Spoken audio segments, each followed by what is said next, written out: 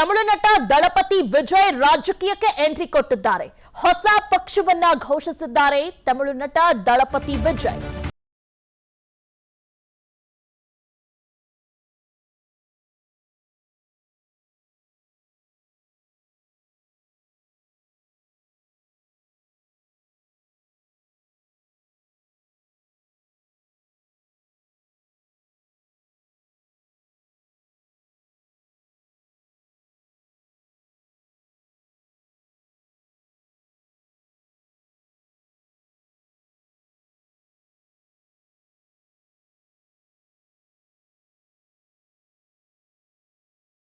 Entry ಕೊಡ್ತಿದ್ದಾರೆ. ಹೊಸ roll ಇದು.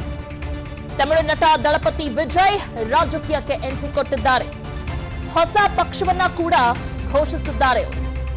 ತಮಿಳಗ ವೆಟ್ರಿ ಕಳಗಂ ಅನ್ನೋ ಹೆಸರನ್ನ ಇಟ್ಟಿದ್ದಾರೆ ಅವರ ಪಕ್ಷಕ್ಕೆ. ಹೀಗಾಗಿ ಎರಡನೇ ಇನ್ನಿಂಗ್ಸ್ ಆರಂಭ ಮಾಡುತ್ತಾ ಇದ್ದಾರೆ ರಾಜಕೀಯದಲ್ಲಿ. ಎಷ್ಟು ದಿನಗಳ ಕಾಲ ಅನೇಕ ಸಿನಿಮಾಗಳಲ್ಲಿ ನಟಿಸಿ ಜನರನ್ನ ಮನರಂಜಿಸಿದ್ದ ವಿಜಯ್ ಅವ್ರದೇ ಆದ ಒಂದು ಫ್ಯಾನ್ ಬೇಸ್ಡ್ ಇದ್ದಾರೆ. ಸಾಕಷ್ಟು ಜನ ಅಭಿಮಾನಿಗಳಿದೆ ಅವರಿಗೆ. ಇದೀಗ ಅವರು ರಾಜಕೀಯಕ್ಕೆ ಎಂಟ್ರಿ ಕೊಡ್ತಿದ್ದಾರೆ.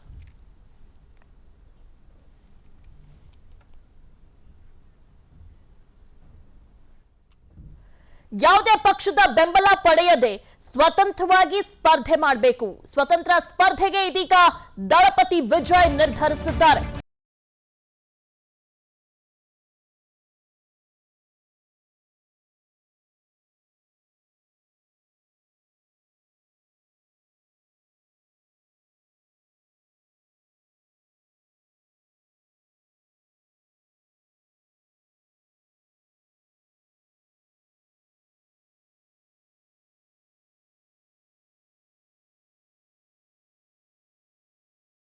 ಲೋಕಸಭೆ ಚುನಾವಣೆಯಲ್ಲಿ ಸ್ಪರ್ಧಿಸಲ್ಲ.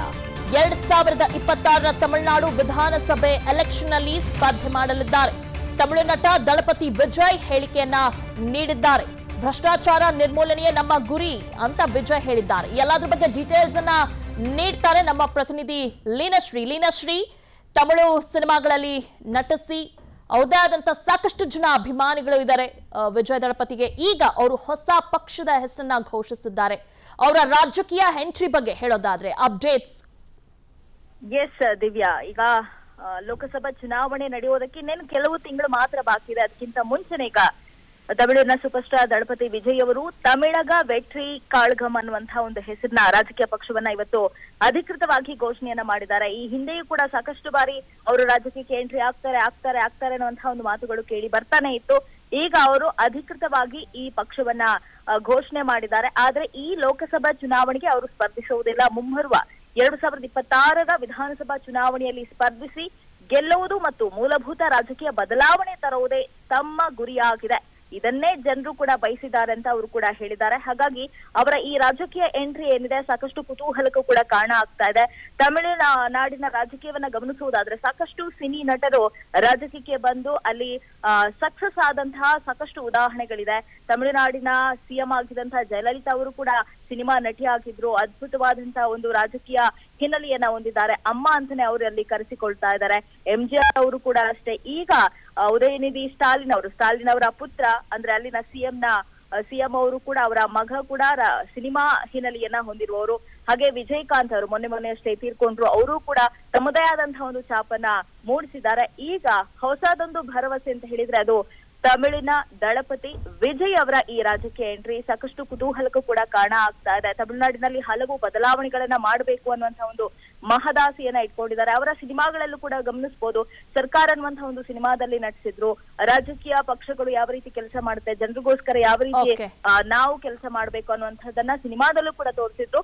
ನೋಡ್ಬೇಕು ಮುಂದಿನ ದಿನಗಳಲ್ಲಿ ಅದು ಕೂಡ ವಿಧಾನಸಭೆ ಚುನಾವಣೆಯಲ್ಲಿ ಅದ್ಭುತವಾದಂತಹ ಗೆಲುವನ್ನ ಸಾಧಿಸ್ತಾರೆ. ಅವರಿಗೆ ಜನಪರವಾದಂತಹ ಬೆಂಬಲ ಸಿಗುತ್ತಾ ಅನ್ನೋದನ್ನ ಕಾದು ನೋಡ್ಬೇಕು. ದಿವ್ಯಾ, ಓಕೆ, ಥ್ಯಾಂಕ್ ಯು ತಮ್ಮೆಲ್ಲ ಡೀಟೇಲ್ಸ್ಗಾಗಿ ಲೀನಶ್ರೀ. ಅನುಕ್ಷಣದ ಸುದ್ದಿಗಳಿಗಾಗಿ ವಿಸ್ತಾರ ನ್ಯೂಸ್ ಯೂಟ್ಯೂಬ್ ಚಾನೆಲ್ ಸಬ್ಸ್ಕ್ರೈಬ್ ಮಾಡಿ. ಹೊಸ ಸುದ್ದಿಗಳ ನೋಟಿಫಿಕೇಶನ್ಗಾಗಿ ಬೆಲ್ ಐಕಾನ್ ಕ್ಲಿಕ್ ಮಾಡಿ. ಲೇಟೆಸ್ಟ್ ಅಪ್ಡೇಟ್ಸ್ಗಾಗಿ www.vistaranews.com ವೆಬ್ಸೈಟ್ಗೆ ವಿಸಿಟ್ ಮಾಡಿ. ಅಂಗೈಯಲ್ಲೇ ಜಗತ್ತಿನ ಸುದ್ದಿ ತಿಳಿಯಲು ವಿಸ್ತಾರ ನ್ಯೂಸ್ ಕನ್ನಡ ಆಪ್ ಡೌನ್ಲೋಡ್ ಮಾಡಿ.